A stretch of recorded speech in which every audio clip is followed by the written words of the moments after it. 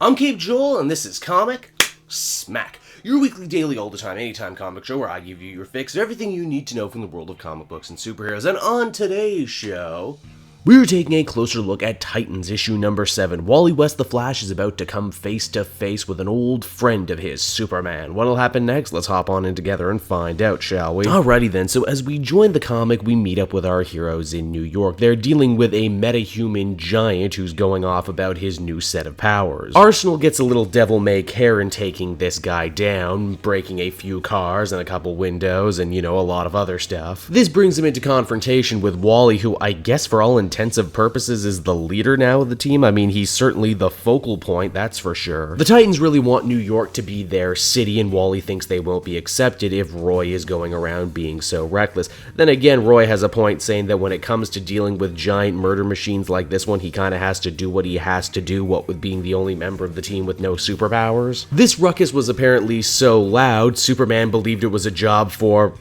him, Superman. Here's the amazing thing though, this older Superman, having hailed from the pre-New 52 universe, he actually recognizes Wally West and says hello. This freaks the Flash out because as far as he was concerned, no one outside the Titans or Barry knew that he even existed or came back at all. Wally desperately wants to talk to Superman more about this, but wouldn't you know it, the big blue Boy Scout thinks the Flash wants to race like old times, so he gives him a run for his money, quite literally. Now while all this excitement is going on, Nightwing, Tempest, and Omen are dealing with zoning issues and lawyers. Ah yes, the superheroic task of lawyers and litigation. Well, okay, it's a little bit more complicated than I'm making it out to seem. The Titans want to establish a new base of operations in the city, but they want to make sure they also do it above board. They're going to have a lot of interesting high-tech equipment going on, and also a new stealth vehicle that was given to them by the Amazons. But more on that in a minute. When Wally does manage to catch up to Superman, the two have a heart-to-heart. They really do confide in each other, and they're happy to know that they're not going crazy, that they do remember a different world before time was edited. Superman says on the upside, while things will almost certainly be getting harder from here on out, at least they don't have to do it alone, and they can always still confide in each other about the memories they had of the lives that used to be. They also swap some secrets too as a sign of trust. Superman lets Wally know about his own young son, something that few others do. The rest of the issue mostly deals with Roy and Donna going on something of a date that's not really a date.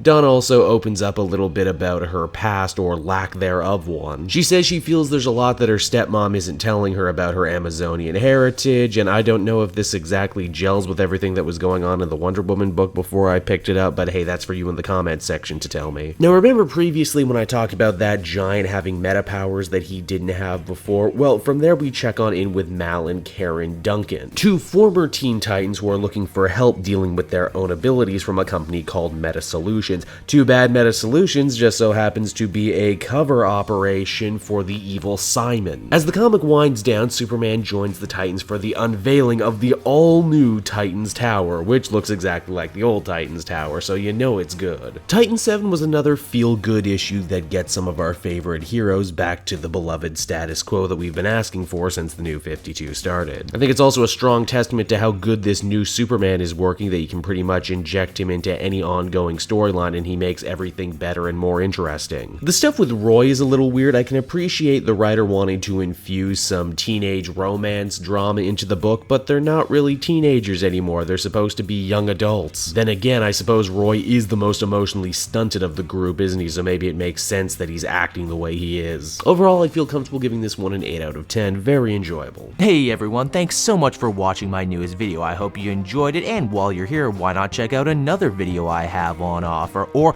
maybe if you're feeling in a supportive mood, you want to like or subscribe. And if you want to support the creation of more videos just like this one, then please by all means check out the Cape Joel Patreon. A little bit goes a very long way, and I will see you all next time.